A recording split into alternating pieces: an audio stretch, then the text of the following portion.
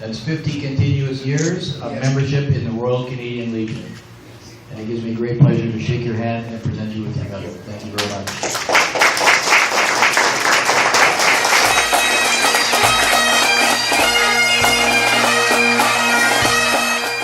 Mark Zuehlke, the author of the history of the Battle of Ortona, is here to give us a slight presentation that's been coordinated by the association.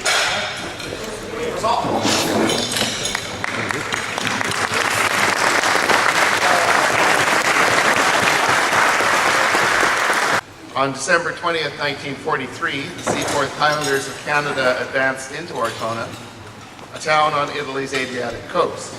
Over the next 8 days, the regiment endured one of its hardest battles and carved a place for itself in history. And I just learned today that this fellow here is Mr. Klassen, who's just there at the very front here in the far left corner.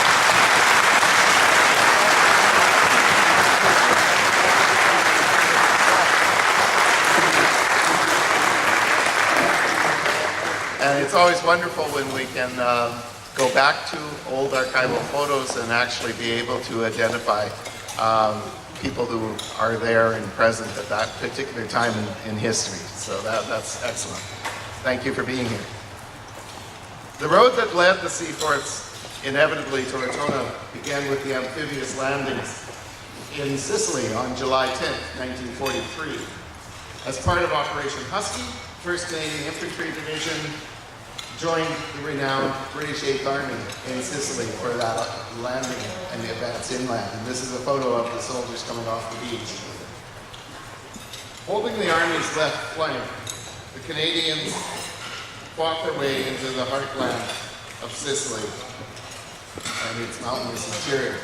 And it's a little, you can see here, this is actually the route that the Seaforths took, is running up into here, through into this area as they're ending. So they started down here, they went all the way up over there. And they did almost that entire operation on foot. The heat was almost unbearable. Temperatures routinely cracked 40 degrees Celsius as they moved inland. It took them 28 days of hard fighting against a very stubborn foe, the Germans, for the Seaforths to march 195 kilometers of that campaign. So it's a very long, very hard march. But the Canadians did prevail, and the last major strong points, including the ancient hilltop village of Gira, were wrested from the German grip by the end of July. And on July 30th, of course, while the fighting was still raging on the outskirts, just a short ways to the east of Gira, the Seaforth Highlanders pipe band performed the concert in the central square of Gira that was recorded by CBC Radio's Peter Sturster. And it was a performance that made history because it was the first time that there had been a recording coming out of occupied Germany, or German-occupied Europe. The Seaforths did not remain long in Sicily. After the campaign ended on August the 7th, on September 4th, they boarded landing craft at Messina, and they joined the invasion of Italy. During their march from the Toe to Campobasso, they didn't face a lot of hard fighting at that time. And so they landed down here, and they made their way up and up and up and up until they got to Ortona, which is right about there. But the miles they marched under a blazing sun seemed endless, and they were plagued a lot during this time by disease, particularly dysentery and heat exhaustion. And you can see the hard kind of conditions that they were into. One of the things that's interesting with this photo is earlier photos showed the guys in Sicily, they were wearing shorts against the heat. By the time they got to the mainland, it was decided that there were so many mosquitoes, and these mosquitoes were malarial, that having shorts on was no longer an option. They switched to pants, even though it meant a lot of increasing the heat that they had. Some of these men are actually also carrying picks and shovels. They very quickly realized that the little fold-out shovel and pick thing that they were given as standard standard equipment just wasn't sufficient to dig into the hard ground of the Sicilian and Italian countryside. So they jettisoned those, and every fourth man would carry a shovel, and every second man would carry a pick for digging in. So very tough countryside that they faced. By the time the Canadians took over the 8th Army's advance on December 6th and assaulted the Mora River, however, winter had settled down upon Italy, and the dust gave way to mud, and the rain was cold, and the temperatures were extremely bitter. It just started getting more and more miserable all the time. And on December 9th, the Canadians took over the 8th Army's advance, and they assaulted the Mora River. In winter, they entered into a bitter battle against the 90th Panzer Grenadier Division for control of the village of San Leonardo, which is just down here. It's a little hard to see, but it's right there. And then they fought their way through the gully and got into Ortona. Sicily had hardened the Seaforths into veteran soldiers, armed with Piat guns, Thompson machine guns. They took the fight to the Germans. This fellow's carrying a Piat on his back, which is the tank launching thing, and Thompson submachine gun. And the Canadians in Italy never used a Sten gun, the standard issue of British forces, because they didn't trust them. They had too many failures, so they swapped over to the American Thompson submachine gun for the entire Italian campaign. Their tank hunting teams became adept at knocking out the heavy German armor with the clumsy anti-tank weapon, the Piat gun. But they became very good at it, and this is a destroyed Tiger tank on the outskirts of Ortona.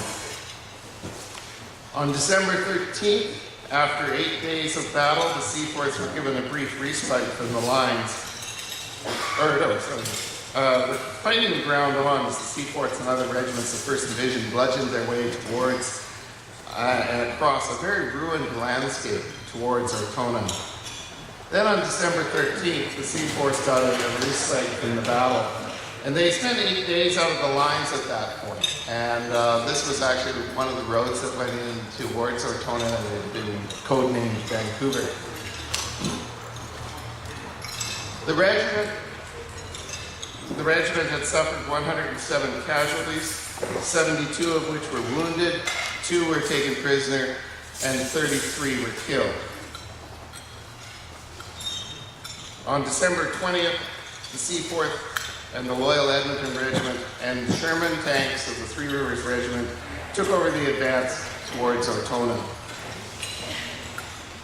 They were soon probing the outskirts of this town, which at that time had a population of about 10,000 people, many of whom had fled the town, but there were still several thousand of them inside the town, hiding in cellars and in a tunnel system that ran underneath the town. The Church of Santa Maria de Constantinople in the town's southeastern corner fell quickly to the Seaforths. It became their regimental headquarters and also the regimental aid post. To give the 2 infantry regiments elbow room, the Seaforths hooked around behind the Loyal Edmonton Regiment, which was the other one. So at this point, the Seaforths come up here, the Edmontons are coming up here.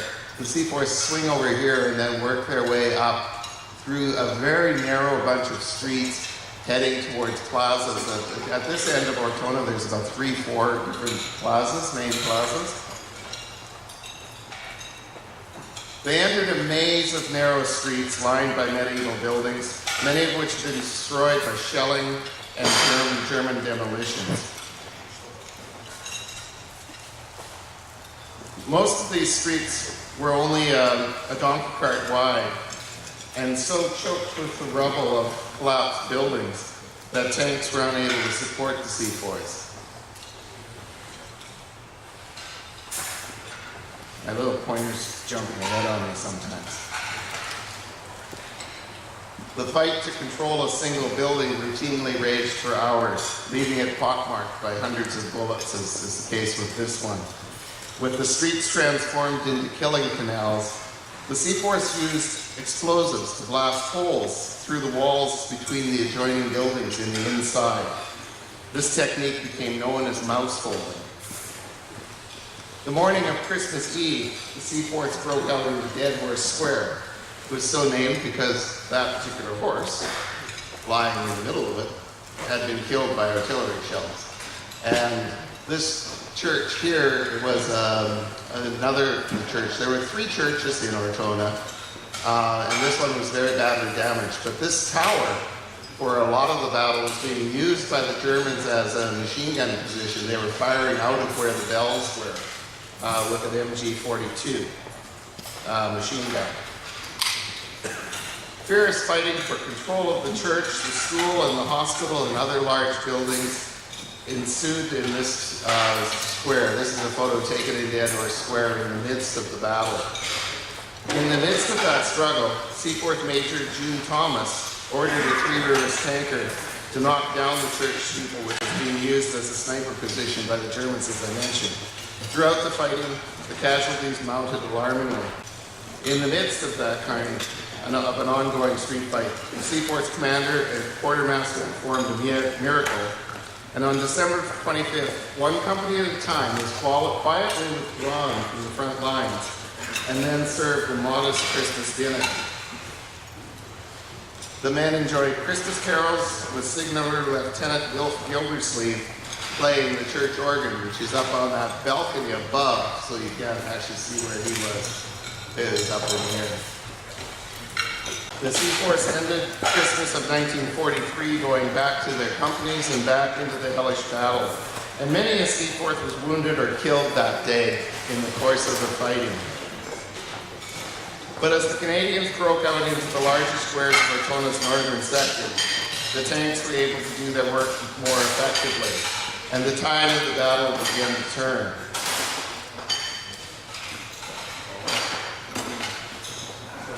The elite troops of 1st Parachute Division began surrendering, and the Canadians were determined to wrest the victory from those who fought on in the ruins of what was now being called by the world media Little Stalingrad. On December 27th, the Canadians captured the square dominated by the ruins of Catedrale San Tommaso. The majestic dome of the cathedral had been sliced in half by German demolitions on December 21st. At dawn on the 28th, patrols discovered that the paratroopers had fled and left behind a ruined town. For the Seaforths, it was a time to consult their casualty rolls. Many men were shocked to see the names of friends listed as dead, who they had thought had only been wounded and had just disappeared in the course of the fighting. During the fighting outside, or inside Otona, the regiment suffered 78 wounded and 42 killed. Between December 6th and 28th, the Seaforth's casualties were 150 men wounded, 2 taken prisoner, and 75 killed. Padre Roy Durnford said Mass for the regiment's dead who were buried outside Ortona in a graveyard overlooking the Adriatic. Pipe Major Edmund Essen played the lament for the 75 Seaforths who had sacrificed their lives in the December fighting. For the Seaforths, Otona is their most significant battle honor.